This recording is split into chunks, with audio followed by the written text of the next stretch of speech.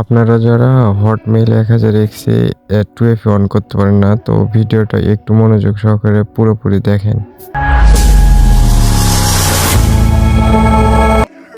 তো এখানে প্রথমে আপনারা যেভাবে নাম্বার নিয়ে ফরগেট দিয়ে মানে আইডিটা বের করেন কুকিজ, তো সেম টু সেম একইভাবে তো আইডিটা করতেছি। এখানে দেখেন একটা অ্যাডমিন ভাই এই ভিডিওটা পাঠাইছিল।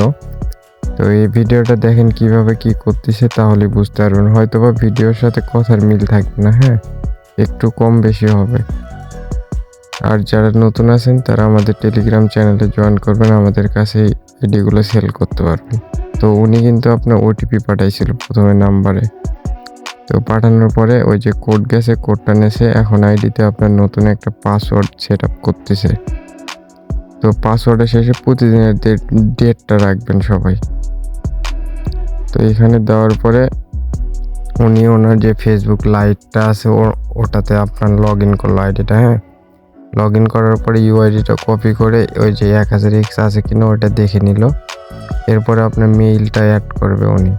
তো এই ভিডিওটা হচ্ছে আপনার টোটালি একটা হটমেইল 2FA এর আগে আসছিল কাজ। তো আপনারা চাইলে এইখানে আপনি যে কোনো একটা মেইল অ্যাড করতে পারেন।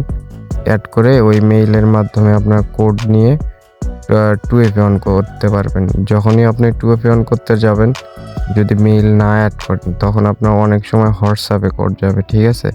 তো এই ভিডিওটা দেখে দেখে একটু দেখেন কিভাবে কি করে। তো এখন উনি মেইল অ্যাড করতেছে। তো আপনারা চাইলে এই মেইলের জায়গায় যে কোনো মেইল ইউজ করতে পারবেন। জাস্ট অ্যাড করে ওই মেইলে কোডটা নেবেন, ঠিক আছে। আর ইনি একটা হটমেইল ট্রাস্টেড ওই যে কিছুদিন আগে আসছিল, এই হটমেইলটা ওখানে কানেক্ট করছে। কানেক্ট করে ওইটা শিটের মধ্যেও সাজাইছে। তো এখন যে আমাদের 1000x পিসি কলনের যে কাজটা, এটাতে শিট সাজাতে ইউআইডি পাস 2FA হলেই হবে। কোনো হটমেইল এগুলো কোনো মেইল শিটে রাখা লাগবে না, ঠিক আছে। আর আপনারা যে পিসি কলন আইডি 1000x করবেন, ওখানে আপনার যে কোনো মেইল অ্যাড করে এইভাবে সেম প্রসেসে কোডগুলো নিয়ে জাস্ট 2FAটা অন করে দেবেন। এটা কিন্তু ইনি করলো হচ্ছে আপনার মেইলটা এখন অ্যাড করলো, হ্যাঁ। তো মেইল অ্যাড করা কাজ শেষ। তো 2FA অন করতে যাবে এখন, ওই যে 2FAটা অন করে দিচ্ছে এখন।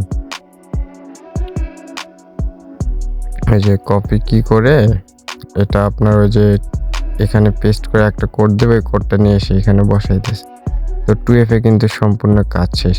অবশ্যই ইউআইডি পাস 2FA রাখবেন।